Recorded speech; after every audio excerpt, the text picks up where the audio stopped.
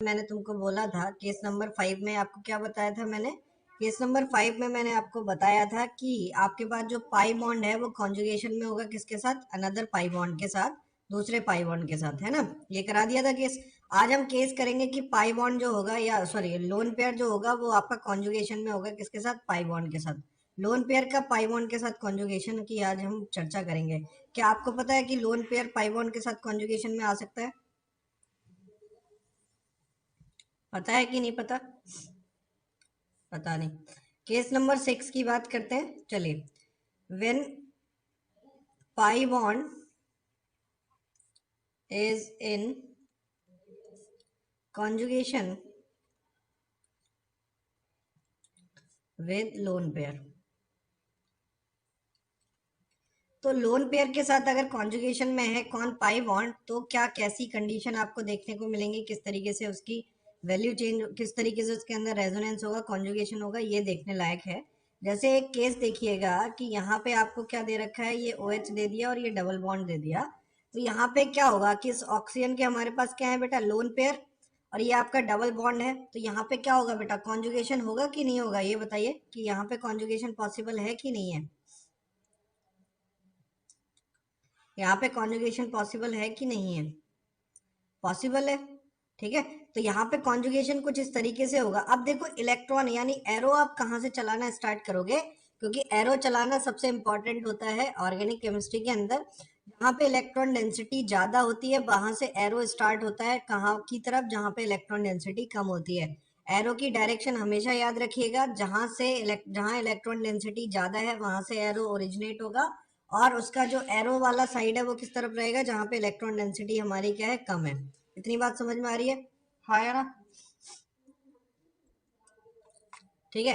तो यहाँ से आपका एरो इस तरीके से ट्रांसफर होगा, इस तरीके से ऐसे ऐसे चलेगा। तो यहाँ पे आपका क्या बन जाएगा बेटा? देखो यहाँ पे आपका क्या बन जाएगा, यहाँ पे आपका आ जाएगा कौन सा चार्ज बेटा? Negative charge. और यहाँ पे आपका क्या आ जाएगा? डबल बॉन्ड ओ OH आ जाएगा। और इस पे ऑक्सीजन पे कौन सा चार्ज आ जाएगा? पॉजिटिव। क्यों आ जाएगा पॉजिटिव? क्योंकि ऑक्सीजन ने अपना लोन पेयर शिफ्ट कराया है। तो ये किस टाइप का रेजोनेंस हो गया बेटा? पाई बॉन्ड कॉन्जुगेशन में है किसके साथ? लोन पेयर के साथ। पाई बॉन्ड कॉन्जुगेशन में है किसके साथ? लोन पेयर के साथ। और अगर हम इसका हाइब्रिड स्ट्रक्चर बनाने की बात करें, रेजोनेंस हाइब्रिड बनाने की बात करें, तो हमारा रेजोनेंस हाइब्रिड कुछ इस तरीके का बनेगा। और यहाँ पे देखेंगे तो यहाँ पे आपका डेल्टा नेगेटिव चार्ज और यहाँ पे डेल्टा पॉजिटिव चार्ज।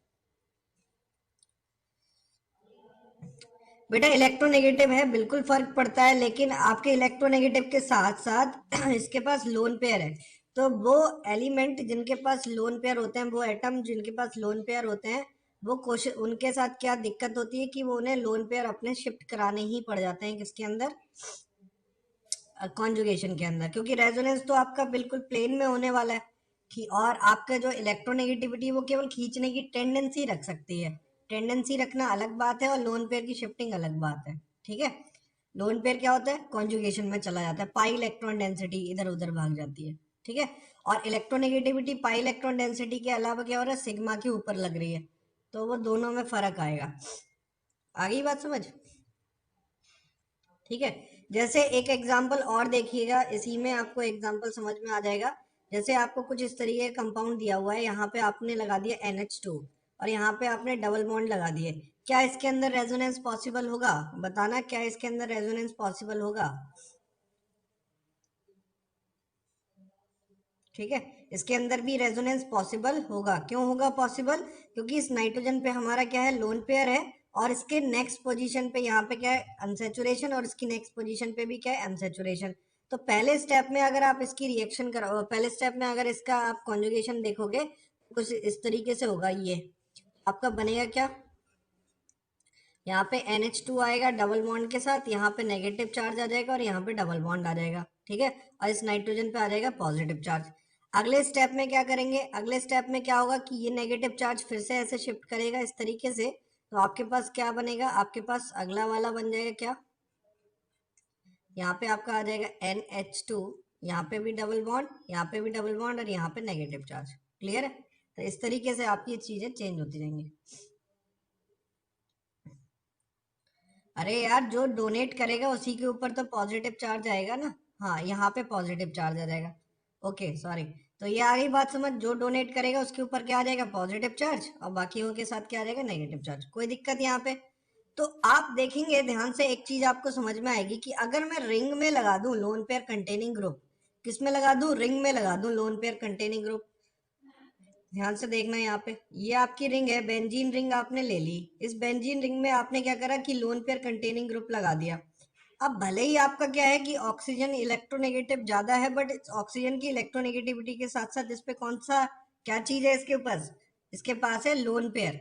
तो ये क्या करेगा, इलेक्ट्रॉन रिलीजिंग बनेगा कि इलेक्ट्रॉन विड्रॉइंग बनने की टेंडेंसी रखेगा, बताओ जरा।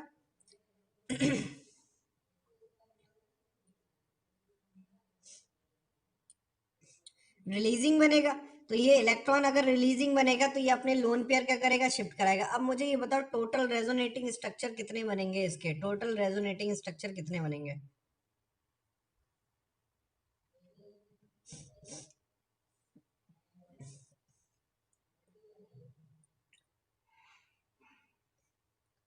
दो बनेंगे, और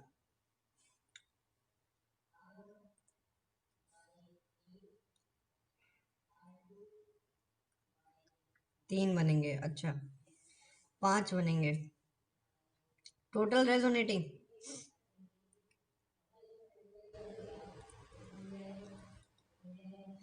देखो क्या होगा, समझ लो। पहले स्टेप में अगर हम बात करेंगे तो पहले स्टेप में तो यहाँ से आपका लोन पेयर क्या होगा, शिफ्ट होगा।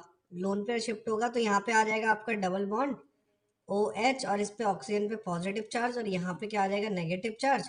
और ये आपके बॉन्ड इस तरीके से आ जाएंगे। इतनी बात समझ में आ रही है? अब इसकी अल्टरनेट पोजीशन कौन सी है, नेक्स्ट पोजीशन ये है। तो अगली बार नेगेटिव चार्ज कहाँ पे आएगा, इस पैरा पोजीशन पे आ जाएगा। यहाँ नेगेटिव चार्ज आ जाएगा, यहाँ double bond oxygen O H plus रहेगा, और यहाँ पे आपका क्या हो जाएगा, बॉन्ड यहाँ पे शिफ्ट हो जाएंगे। अगली बार क्या हो जाएगा, ये अल्टरनेट पोजीशन पे आ जाएगा। और अल्टरनेट पोजीशन पे आने का मतलब क्या है, देखो ये इस तरीके से। और यहाँ पे आपका नेगेटिव चार्ज, यहाँ पे आपका बॉन्ड, और यहाँ पे बॉन्ड, या यहाँ पे आपका double bond O H positive. ठीक है। और इसके बाद नेक्स्ट की अगर आप बात करोगे, नेक्स्ट जो स्ट्रक्चर बनेगा वो आपका कैसा बनेगा, ये वाला वापस से इधर चला जाएगा। तो आपकी बॉन्ड की जो लोकेशन थी वो क्या हो गई, चेंज हो गई। बॉन्ड की जो लोकेशन थी वो आपकी क्या हो गई, चेंज हो गई, और ये इस तरीके से आ गया। आई बात समझ में? इतनी बात समझ में आ गई? तो अगर हम बात करें बेटा रेजोनेटिंग स्ट्रक्चर की, तो आपको ध्यान रखना पड़ेगा पोजीशन काउंट करने के लिए। यहाँ पे एक तो यहीं पे बनना, एक दो तीन चार, चार आपके रेजोनेटिंग स्ट्रक्चर बनेंगे, एक्सक्लूडिंग दिस। आपके क्या बन जाएंगे, चार रेजोनेटिंग स्ट्रक्चर बन जाएंगे। क्या बात समझ में आ रही है? अच्छा, इसका रेजोनेंस हाइब्रिड अगर आप बनाओगे, रेजोनेंस हाइब्रिड बनाओगे तो रेजोनेंस हाइब्रिड में क्या बनेगा, देखो ये आपका है बेंजीन रिंग। क्या सारी पोजीशन पे डबल बॉन्ड घूमते हुए आया है? हाँ, सारी पोजीशन पे डबल बॉन्ड घूम रहा था। और कहाँ घूमा था डबल बॉन्ड, यहाँ पे भी घूमा था डबल बॉन्ड। तो ये आपका आ गया ये। और नेगेटिव चार्ज कहाँ कहाँ पे आया था, यहाँ पे डेल्टा नेगेटिव, यहाँ पे डेल्टा नेगेटिव, यहाँ पे डेल्टा नेगेटिव, और यहाँ पे क्या हुआ था, डेल्टा पॉजिटिव। इतनी बात समझ में आ गई? तो इस तरीके से आप क्या कर सकते हो बेटा, इसको अरेंज कर सकते हो। इस तरीके से आप इसको क्या कर पाओगे, अरेंज कर पाओगे। कोई दिक्कत? ऊपर पॉजिटिव ही चार्ज है। ओके, कोई परेशानी? चलो, तो यहाँ तक तो कोई परेशानी होनी नहीं चाहिए। तो मैं आपको ऑलरेडी बता चुका हूँ कि अगर हम यहाँ पे देखें अगर हम यहाँ पे देखें तो ये चीज़ तो हमें समझ में आ गई कि कॉन्जुगेशन के टोटल केसेस कितने होंगे। अब इसको आप अपने आप ही देख भी सकते हो, अपने आप समझ भी सकते हो। इसमें कोई ज़्यादा इतना बड़ा खतरनाक खेल नहीं है जो आपको बहुत परेशान करेगा। चलिए अब आगे हम बात करते हैं, इससे आगे चलते हैं। क्योंकि आपने रेजोनेटिंग स्ट्रक्चर बना लिया, और कल के लेक्चर में मैंने आपको एक चीज़ और बताई थी, रेजोनेंस और मेसोमेरिक के बीच में डिफरेंस बताया था। किसी को याद है रेजोनेंस और मेसोमेरिक के बीच में डिफरेंस जो बताया था?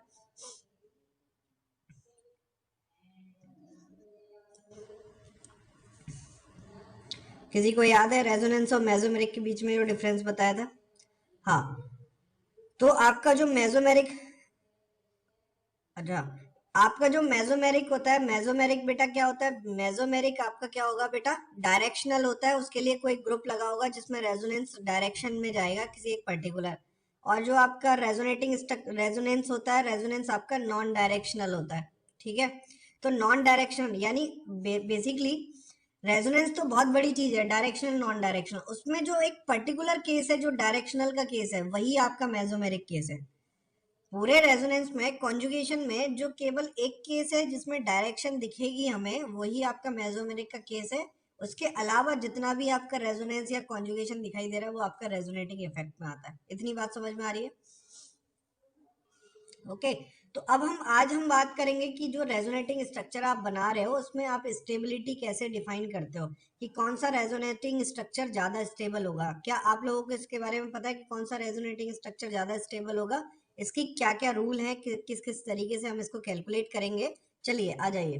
तो अगली आप टॉपिक डाल दीजिए, बहुत ही इत्मीनान से प्यारे से नोट्स बनाते हुए चलिएगा। अगली बात करते कंपैरिजन की। Comparison of stability of resonating structure. Comparison of stability of resonating structure, ठीक है। अब जिस सीक्वेंस में मैं रूल लिखवाऊंगा आपको, जिस सीक्वेंस में हम रूल लिखेंगे यहाँ पे, उसी सीक्वेंस में रूल लगाए भी जाते हैं। ऐसा नहीं है कि मैंने आपको 3 रूल लिखवा दिए, 4 रूल लिखवा दिया और आपने कोई भी रूल पहले अप्लाई कर दिया। जिस सीक्वेंस में मैं आपको रूल लिखवाऊंगा उसी सीक्वेंस में आपको लगाने भी हैं। पता है? याद समझ में आ रही है? मतलब बात समझ में आ रही है मुझे? बात समझ में आ रही है आपको मेरी? अप्लाइड इन सीक्वेंस, देखिएगा नहीं है। तो अब हम यहाँ पे बात कर रहे थे कि इसको सीक्वेंस में अपन अप्लाई करेंगे, ठीक है। सीक्वेंस में अप्लाई करने में सबसे पहला अगर रूल अगर हम बात करें तो रूल नंबर 1 लिख लीजिएगा। चेक, चेक एंड मेट की बात नहीं कर रहे, check the number of pi bonds resonating structure having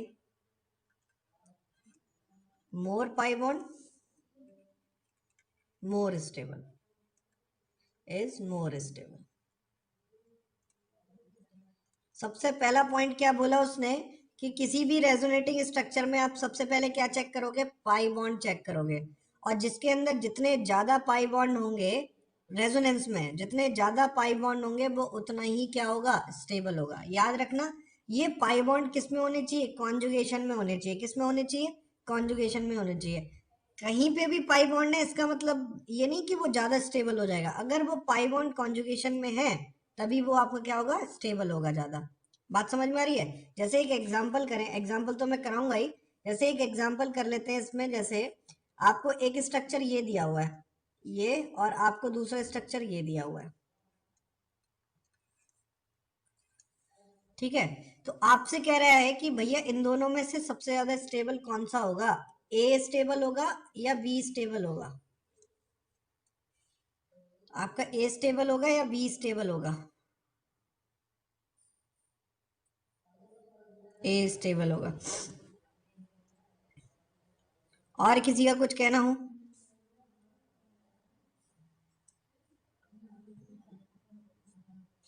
A stable होगा, ए स्टेबल होगा। और ठीक है। तो यहाँ पे आपको समझ में आ गया होगा कि बेटा यहाँ पे क्या है? 2 पाई बॉन्ड है, ये 2 पाई बॉन्ड, और यहाँ पे केवल एक ही पाई बॉन्ड है, तो स्टेबिलिटी किसकी ज्यादा हो जाएगी? एक ही स्टेबिलिटी ज्यादा हो जाएगी। इतनी बात समझ में आ रही है? चलिए एक और करते हैं एग्जाम्पल।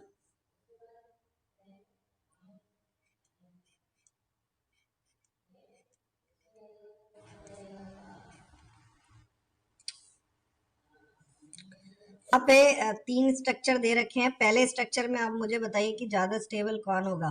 पहले स्ट्रक्चर में आप बताइए ज्यादा स्टेबल कौन होगा? बी हो जाएगा ज्यादा स्टेबल, क्योंकि एक तो यहाँ पे क्या है, बेंजीन रिंग एरोमेटिसिटी भी आ जाती है नॉर्मली। एक एक नई टर्म जो अभी हमने पढ़ी नहीं है, मैं पढ़ाऊंगा उसको। तो ये हो गया। दूसरे में आप बताइए ज्यादा स्टेबल कौन है इस समय? ज्यादा स्टेबल कौन होगा? इसमें भी आपका क्या हो जाएगा? बी ज्यादा स्टेबल हो जाएगा। बी क्यों ज्यादा स्टेबल हो जाएगा? क्योंकि भैया यहाँ पे क्या है, एक दो, 2 पाई बॉन्ड है, और यहाँ पे क्या है, 3 पाई बॉन्ड है। चलिए यहाँ पे आप बताइए ज्यादा स्टेबल कौन होगा? इसमें आप बताइए फोर्थ में भी क्या होगा? फोर्थ में भी ज्यादा स्टेबल क्या हो जाएगा? बी हो जाएगा। रीजन क्या है? रीजन ये है कि यहाँ पे अगर आप ध्यान से देखें तो कॉन्जुगेशन में केवल और केवल दो ही पाई बॉन्ड आ रहे हैं। कॉन्जुगेशन में कितने आ रहे हैं? दो ही पाई बॉन्ड आ रहे हैं। और यहाँ पे कितने आ रहे हैं? तीन पाई बॉन्ड आ रहे हैं कॉन्जुगेशन में। तो मैंने तुम्हें पहले भी बोला कि कॉन्जुगेशन के पाई बॉन्ड देखने हैं। किसके पाई बॉन्ड देखने हैं? कॉन्जुगेशन के पाई बॉन्ड देखने हैं। तो यहाँ पे कॉन्जुगेशन में कितने हैं? तीन है। और यहाँ पे कॉन्जुगेशन में कितने हैं? दो है। तो स्टेबल कौन हो जाएगा? ये हो जाएगा। क्या ये वाली बात तुम्हें समझ में आई? यहां तक किसी को कोई दिक्कत? थर्ड केस में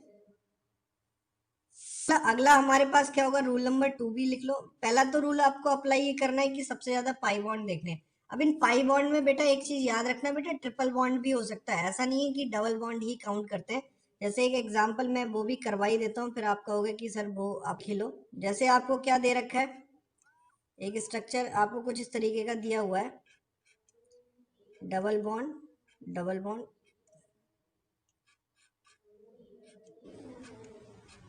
ये दिया हुआ है। तो यहाँ पे आपसे पूछ रहा है कि इन दोनों में सबसे ज्यादा स्टेबल कौन होगा? इन दोनों में सबसे ज्यादा स्टेबल कौन होगा? तो मैंने कहा ना जी, पाई बॉन्ड की बात करनी है। तो पाई बॉन्ड यहाँ पे कितने हैं? और कॉन्जुगेशन भी ध्यान रखना है। तो पाई बॉन्ड यहाँ पे कितने? पाई बॉन्ड यहाँ पे है तीन। और यहाँ पे पाई बॉन्ड कितने हैं? दो। ध्यान से सुनना, यहाँ पे पाई बॉन्ड कितने हैं? तीन। और यहाँ पे पाई बॉन्ड कितने हैं? दो। याद रखिएगा कि पाई बॉन्ड से मतलब है हमको कि कितने नंबर ऑफ पाई बॉन्ड है हमारे पास। अगर हम ये पाई बॉन्ड का काउंट कर पाएंगे, पाई बॉन्ड काउंट कर पाएंगे, तो हमें फायदा होगा। अभी हमने पॉजिटिव नेगेटिव चार्ज की बात नहीं करी है, वो अगले स्टेप में आएगा जब इस पे पॉजिटिव नेगेटिव चार्ज हम देंगे। ठीक है, अभी फिलहाल तो हमें केवल इतना ही बताना है, इतना ही समझना है कि इन दोनों स्ट्रक्चर में से अगर आपसे पूछा जाएगा कि ज्यादा स्टेबल कौन है, तो ज्यादा स्टेबल वो होगा जिसमें कॉन्जुगेशन में ज्यादा पाई बॉन्ड होंगे। तो इसमें कॉन्जुगेशन में तीन पाई बॉन्ड आ रहे हैं, इसमें कॉन्जुगेशन में दो पाई बॉन्ड आ रहे हैं। ठीक है, इसमें कितने? तीन। एक दो तीन। और यहाँ पे कितने? दो। तो यहाँ पे सबसे ज्यादा स्टेबल कौन हो जाएगा? ए सबसे ज्यादा स्टेबल हो जाएगा। लोगों को समझ में आया? बच्चों आपको समझ में आई ये वाली बात? ठीक है, तो ट्रिपल बॉन्ड को भी थोड़ा सा काउंट में रखिएगा, और उसको भी आपको कितने काउंट करने? दो काउंट करने, अगर वो कॉन्जुगेशन में है तो। अगर वो कॉन्जुगेशन में नहीं है, अलग थलग पड़ा है, तो उससे हमें कोई मतलब नहीं है, वो हमारे लिए यूजलेस है।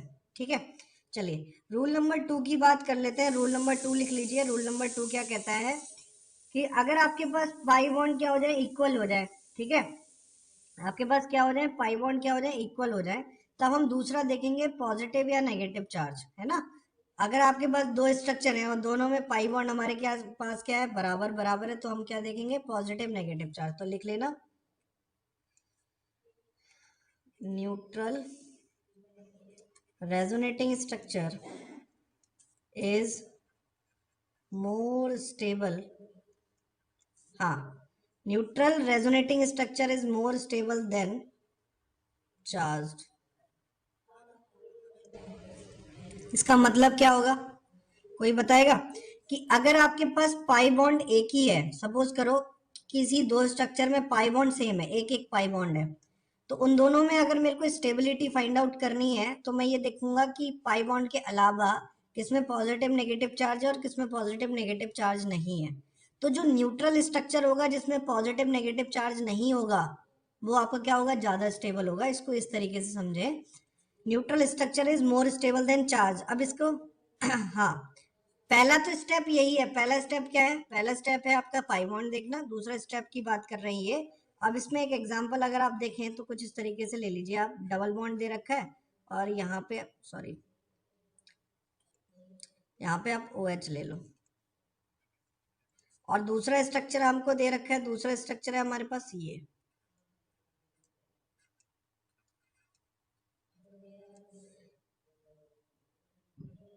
ठीक है, नहीं आया समझ में? आपको दो स्ट्रक्चर दे रखे हैं, एक स्ट्रक्चर आपको ये दे रखा है, एक स्ट्रक्चर आपको ये दे रखा है, दोनों रेजोनेटिंग स्ट्रक्चर है एक दूसरे के। अब आपसे कह रहा है कि इनमें आपका स्टेबल कौन होगा, इसमें आपका स्टेबल कौन होगा, आपको ये बताना है। तो स्टेबल कौन हो जाएगा? अगर मैं ए की बात करूं या बी की बात करूं, तो ज्यादा स्टेबल कौन होगा इसमें? ए ज्यादा स्टेबल होगा। ए ज्यादा स्टेबल होगा। ए क्यों ज्यादा स्टेबल होगा? क्योंकि आप देखिएगा, ये क्या कह रहा है कि अगर पाई बॉन्ड सेम है, पहला स्टेप क्या था? Pi bond. अगर आपका पाई बॉन्ड सेम है तो हमें ये देखना है कि पाई बॉन्ड सेम होने के बाद न्यूट्रल स्ट्रक्चर किसका है? पाई बॉन्ड सेम होने के बाद न्यूट्रल स्ट्रक्चर किसका है? तो यहाँ पे आपका एक ही पाई बॉन्ड है, यहाँ पे भी एक ही पाई बॉन्ड है, बट इसमें कोई पॉजिटिव नेगेटिव चार्ज नहीं है, इसमें पॉजिटिव नेगेटिव चार्ज है, तो ये तो न्यूट्रल स्ट्रक्चर नहीं है, क्योंकि ये आयनाइज स्ट्रक्चर हो गया, पोलराइज स्ट्रक्चर हो गया, जहाँ पे नेगेटिव और पॉजिटिव चार्ज आपके पास आ गए। और नेगेटिव पॉजिटिव चार्ज अगर आपके पास आ गए तो ये स्टेबिलिटी को क्या कर देंगे? डिक्रीज कर देंगे। ठीक है, तो आपका ए क्या हो जाएगा? ज्यादा स्टेबल हो जाएगा। मैं जो समझाना चाह रहा था वो बात समझ में आई? वो बात समझ में आई? ठीक है, यहाँ पे लिख लेना if pi bonds are same. ठीक है, अगर पाई बॉन्ड सेम होंगे तब हम ये लगाएंगे, और उसमें भी हम क्या करेंगे? चार्ज सेपरेशन चार्ज देखेंगे, चार्ज क्रिएट अनस्टेबिलिटी,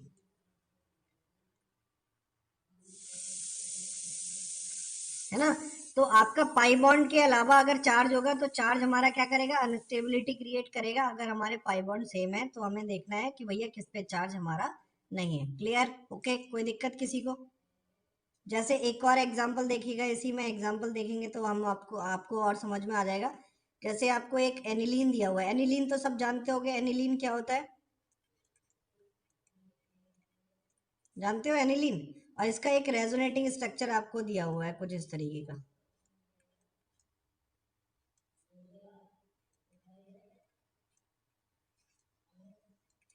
आपसे कह रहा है कि इन दोनों में ज्यादा स्टेबल कौन होगा, इन दोनों में आपको बताना है ज्यादा स्टेबल कौन होगा।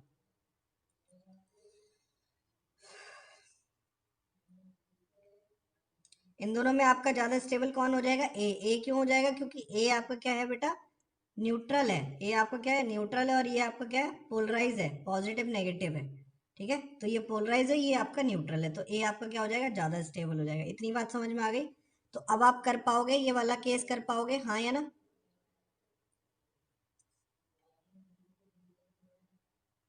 ठीक है, चलिए अब मैं आपको एक और देता हूँ सवाल, इसमें आप मेरे को बताइएगा कि क्या होगा।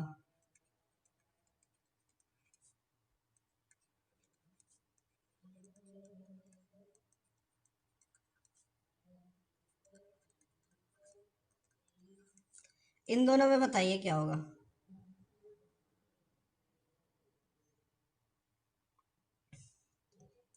इन दोनों में बताइए कौन सा ज्यादा स्टेबल होगा? ए ज्यादा स्टेबल होगा। ए आपका क्या हो जाएगा? ज्यादा स्टेबल हो जाएगा, तो आपका ए ग्रेटर देन बी। आ गई बात समझ? यहाँ तक किसी को कोई दिक्कत?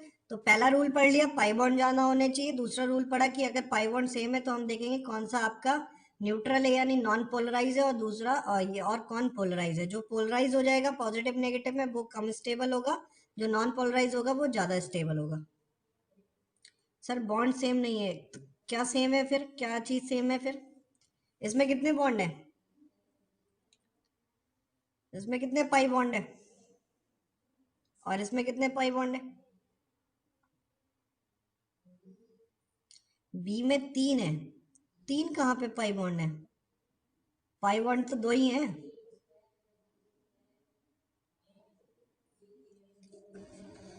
चलिए अगला करते हैं।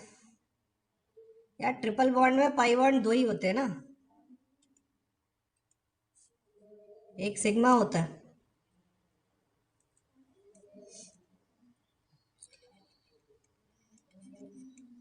चलो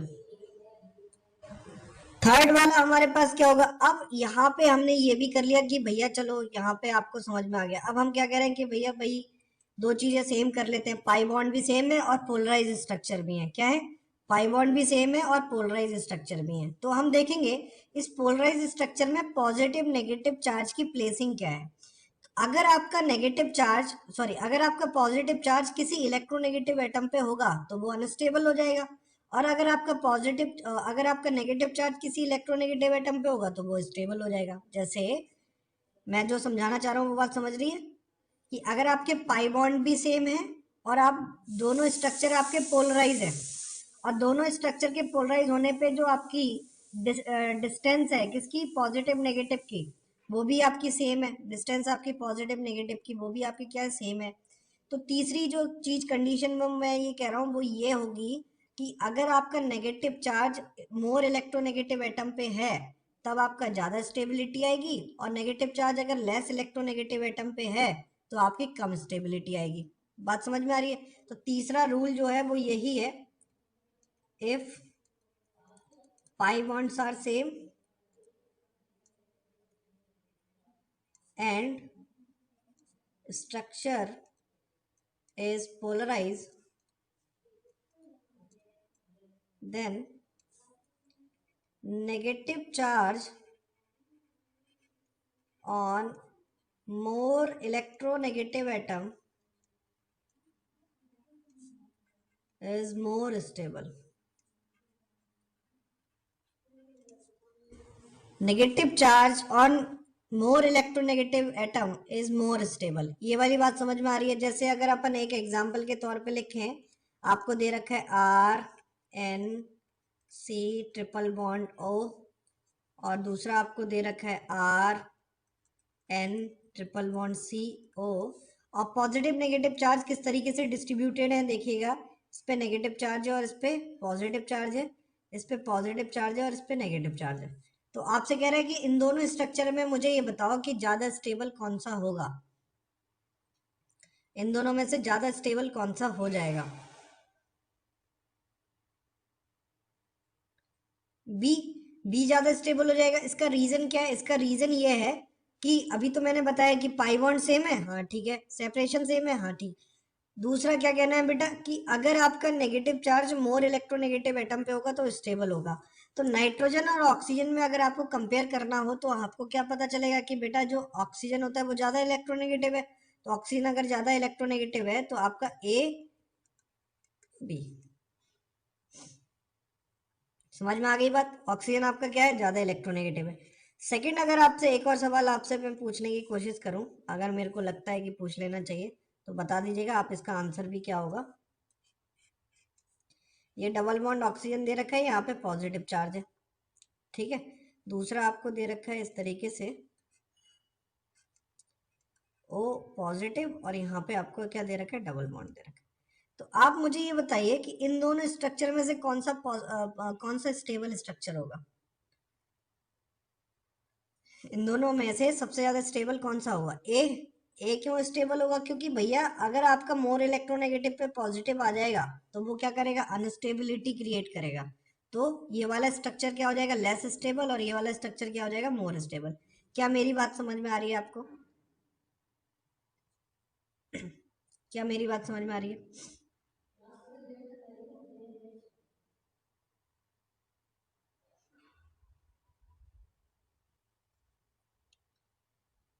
क्लियर?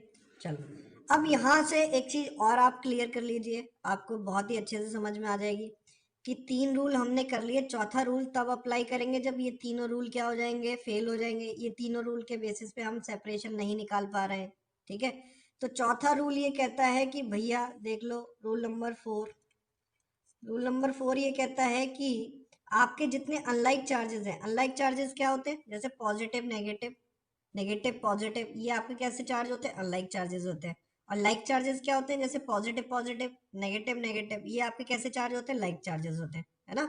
ये तो पता है ना, समान और असमान।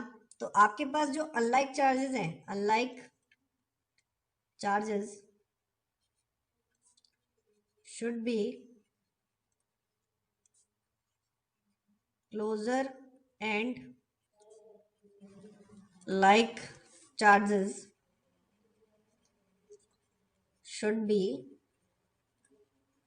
distant। मतलब आपके जो लाइक चार्जेस हैं, लाइक चार्ज जो हैं वो आपके क्या होने चाहिए बेटा? दूर होने चाहिए। और अनलाइक चार्जेस हमारे पास क्या होने चाहिए? पास होने चाहिए। क्या होने चाहिए? हमारे पास पास होने चाहिए। बात समझ में आ रही है? देखिएगा, इसका एक एग्जांपल देखिएगा, आपको दे रखा है कुछ इस तरीके का, आप ही बताएंगे कि इसमें आंसर क्या होगा, मेरे को तो नहीं आता, आप बता देंगे तो मेरे को भी आ जाएगा। ये आपको दे रखा है डबल बॉन्ड ओ एच, और यहाँ पे पॉजिटिव चार्ज और यहाँ पे नेगेटिव चार्ज। दूसरा आपको स्ट्रक्चर दे रखा है कुछ इस तरीके का, डबल बॉन्ड, यहाँ पे आपका नेगेटिव चार्ज और यहाँ पे ओ एच पॉजिटिव चार्ज। तो आपसे कह रहे हैं कि इन दोनों में से बताइए ज्यादा स्टेबल कौन होगा?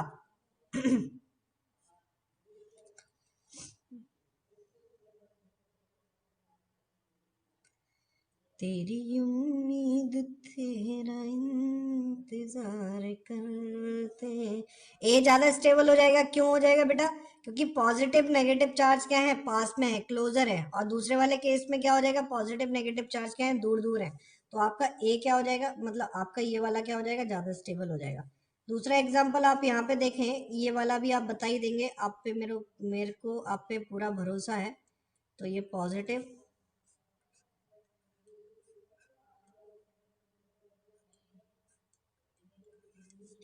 इन दोनों में आपको बताना है।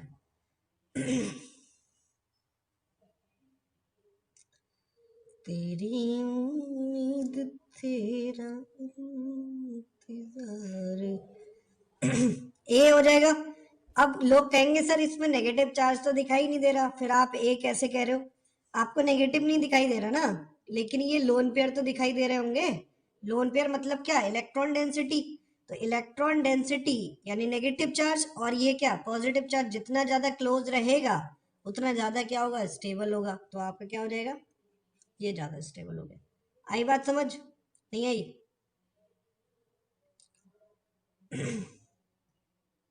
क्लियर है सबको? तो ये रूल आपको समझ में आ गए। तो कितने रूल थे, 4 रूल थे, चारों के चारों रूल आपको समझ में आ गए। किसी को ऐसा कि इन चारों रूल में किसी को कोई भी दिक्कत हो, फटाफट से आप बता दो, फिर मैं आपसे खूब सारे सवाल, आपके समक्ष 3 सवाल लिखे हुए हैं। इन तीनों सवाल को आपको आंसर देना है। पहला है आपका एबीसी यानी डिक्रीजिंग ऑर्डर ऑफ स्टेबिलिटी लगाना है, यानी सबसे पहले आपकी सबसे ज्यादा स्टेबल जो होगा उसको लिखना है, फिर लास्ट में आपको सबसे जो अनस्टेबल है वो लिखना है। अगर आपका इक्वल आ रहा है तो इक्वल भी लगा सकते हैं बीच में, अगर नहीं आ रहा है तो मत लगाइएगा इक्वल, है ना? तो बस आपको तीनों के ऑर्डर आपको बताने हैं, मतलब तीनों क्वेश्चंस के ऑर्डर आपको फटाफट से बताने हैं। तो स्टार्ट करते हैं। पहले क्वेश्चन का ऑर्डर अपने कमेंट सेक्शन में लिख के मेरे को जल्दी से बताइए, फर्स्ट क्वेश्चन का ऑर्डर आपका क्या होगा? A D C B, इसमें कोई इक्वल भी होगा या फिर अलग अलग होगा? A C D B, बढ़िया, और बढ़िया, बहुत बढ़िया, बहुत बढ़िया। और A C D B, बहुत बढ़िया, बहुत बढ़िया। तो C और D क्या होंगे, इक्वल होंगे, क्योंकि देख रहे हो आपका यहाँ पे सेम ही स्ट्रक्चर है, दोनों हमारे क्या है, सेम स्ट्रक्चर है। तो यहाँ पे ये दोनों क्या होंगे, सेम होंगे। बट यहाँ पे क्या है, पाई बॉन्ड आपका ज्यादा है, यहाँ पे क्या है, पाई बॉन्ड ज्यादा भी है, और आपका ये न्यूट्रल है, ये आपका क्या है, न्यूट्रल है। और यहाँ पे भी आपके 2 पाई बॉन्ड है, बट यहाँ पे ये न्यूट्रल नहीं है। तो सबसे ज्यादा स्टेबल तो आपका क्या हो जाएगा, ए हो जाएगा। सबसे ज्यादा स्टेबल तो आपका क्या हो जाएगा बेटा, ए हो जाएगा। आपका ए सबसे ज्यादा स्टेबल। फिर सी और डी इक्वल है, तो सी और डी आपका सेम हो जाएगा, फिर आपका क्या आ जाएगा, बी आ जाएगा। तो ऑर्डर हमारा क्या हो जाएगा, a greater than c, greater than equal to d, greater than d, b. ठीक है। अच्छा, इसमें आप बताइए, क्वेश्चन नंबर 2 में आप बताइए, क्वेश्चन नंबर 2 में आप कैसे लगाएंगे, कौन सा ऑर्डर आप लगाएंगे करेक्ट? तो a greater than c greater than b, a b c, a c b, b, a b सी।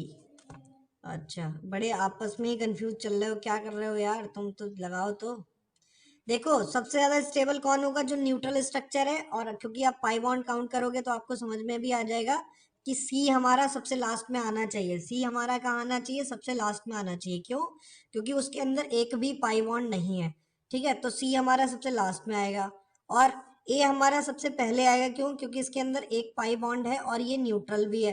तो ए हमारा सबसे पहले आ जाएगा, फिर हमारा बी आ जाएगा। इतना आया समझ में? तो ए बी सी आपका क्या हो जाएगा, करेक्ट हो जाएगा। अच्छा, अगला है क्वेश्चन नंबर 3। थर्ड वाले में भी आप बता दीजिए कि क्या होगा आंसर। भूमिका का आंसर आया है A C B, Anjali A C B, ABC, A C B। तो आपका क्या हो जाएगा, देखिएगा, ये आपका न्यूट्रल स्ट्रक्चर है, और ये दोनों आपके क्या है, आयनाइज स्ट्रक्चर है, यानी पोलराइज स्ट्रक्चर है। तो यहाँ पे क्या हो जाएगा बेटा, सबसे ज्यादा स्टेबल ए। फिर बी और सी में आपको देखना है कि आपके चार्ज सेपरेशन किस तरीके से। तो इन दोनों का चार्ज सेपरेशन क्या है, पास में, और इसका चार्ज सेपरेशन क्या है, दूर। तो आपका क्या हो जाएगा, सी, फिर आ जाएगा बी। तो ये तीनों, अच्छा ये बताओ, ये तीनों आंसर किस किस के सही हुए? ये सवाल है आपके लिए होमवर्क के लिए, और इसको करिएगा जरूर। उम्मीद करता हूँ कि आप अपनी कॉपी में जरूर करेंगे, ईमानदारी से करेंगे। अगर आपको लेक्चर्स में कुछ ज्ञान प्राप्त करना है तो नोट्स अच्छे से बनाइएगा, प्रॉपर तरीके से नोट्स बनाइएगा, ताकि आप जब उसको पढ़ें, समझें, देखें तो कुछ समझ आए।